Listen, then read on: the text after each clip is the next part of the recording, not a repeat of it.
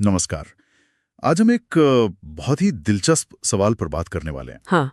कि आखिर भगवान विष्णु को पृथ्वी पर मनुष्य रूप में अवतार लेने की जरूरत क्यों आन पड़ी। हाँ, नमस्कार। ये सवाल वाकई अहम है और हमारे पास जो स्रोत हैं, विष्णु का अवतार, अधर्म का नाश, उसमें काफी कुछ है इस बारे में। बिल्कुल।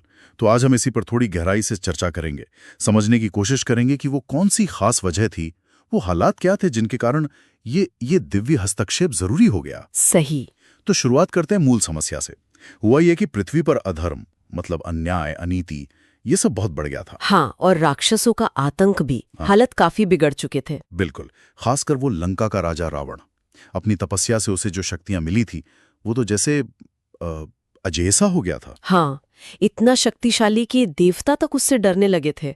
उन्हें भी आतंकित कर रहा था वो। स्थिति वाकई गंभीर थी। तो जब देवता परेशान होकर ब्रह्मा जी के पास पहुंचे मदद के लिए, तब क्या हुआ? हाँ, तो देखिए, जब देवता ब्रह्मा जी के पास गए तो वहां बात खुली। ब्रह्मा जी ने बताया रावण को मिले एक खास वरदान के बारे में। अच्छा, वो क्या वरदान था? स्रोत बताता है कि वरदान ऐसा था कि कोई देव, दानव, यक्ष, गंधर्व, इनमें से कोई उसे मार नहीं सकता था। लेकिन मजे की बात यह है, या कहिए कि उसकी भूल ये थी कि उसने मनुष्यों और वानरों को बिल्कुल तुच्छ समझा। मतलब उसने सोचा ही नहीं कि ये कमजोर जीव उसका क्या बिगाड़ लेंगे। तो उसने वरदान मांगते वक्त इनसे सुरक्षा मांगी ही नहीं। अरे हाँ, और यही चूक, यही नजरअंदाज करना आगे चलकर बहुत बहुत महत्वपूर्ण साबित हुआ। अच्छा, तो ये वरदान ही असल जड़ थी। तो फिर देवताओं की प्रार्थना सुनकर और ब्रह्मा जी की ये बात जानकर भगवान विष्णु ने फैसला लिया। बिल्कुल, यहीं से कहानी वो मोड़ लेती है जिसकी हम बात कर रहे हैं।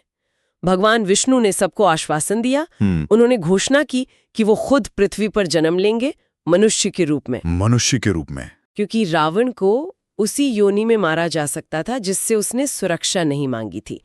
मतलब या तो मनुष्य या वानर। तो इस बढ़ते अधर्म और रावण के आतंक को खत्म करने के लिए उनका मानव अवतार लेना जरूरी हो गया था। समझ गया। और इसी घोषणा से हम देखते हैं कि रामायण की कथा शुरू होती है। अयोध्या में राजा दशरथ के घर भगवान राम का जन्म होता है। बिल्कुल सही, वो कड़ी सीधे यहीं जुड़ती है। तो मतलब रावण का वरदान और उसका वो मनुष्यों को कम आंकना, जी, यही मुख्य कारण बना विष्णु जी के मानव अवतार का। जी। ये कोई अचानक से लिया गया फैसला नहीं था। नहीं, बिल्कुल नहीं, ये उस परिस्थिति का सीधा जवाब था। तो अगर हम सार देखें तो विष्णु का अवतार लेना सिर्फ देवताओं की पुकार पर नहीं हुआ। ये रावण के अत्याचार और उससे भी ज्यादा उसके वरदान की जो जटिलता थी, उसका सीधा समाधान था। हाँ, उस वरदान ने एक ऐसी स्थिति बना दी थी। आता है कि कैसे ब्रह्मांडीय संतुलन के लिए जब अधर्म बहुत बढ़ जाता है तो दिव्य शक्तियों को भी खास तरीकों से काम करना पड़ता है। सही कहा, एक सीमा में बंद कर। हाँ, कभी-कभी सबसे बड़ी ताकत को भी एक अलग रूप लेना पड़ता है, किसी नियम या सीमा की वजह से। हमारे स्रोत में आगे अयोध्या और राजा दशरथ के बारे में भी बताया गया है। वो कहानी का अगला हिस्सा है। पर एक बात और सोचने वाली है कि ईश्वर को मनुष्य रूप लेना पड़ा। इस पूरी घटना से हम और क्या समझ सकते हैं? ये अपने आप में बड़ी बात है। हाँ, ये एक बहुत गहरा सवाल उठाता है ना? स्रोत कहता है कि रावण ने मनुष्यों को तुच्छ समझा, कमजोर माना।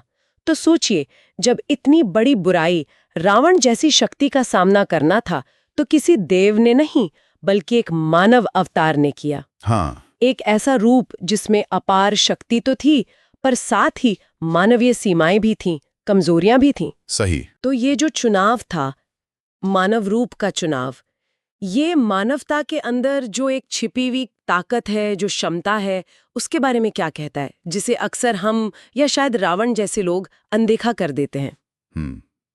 ये तो सोचने वाली बात है। शायद ये दिखाता है कि सबसे मुश्किल लड़ाइयां जीतने के लिए कभी-कभी मानवीय धरातल पर उतरना, मानवीय सीमाओं के साथ लड़ना, यही जरूरी होता है। इस पर विचार किया जा सकता है।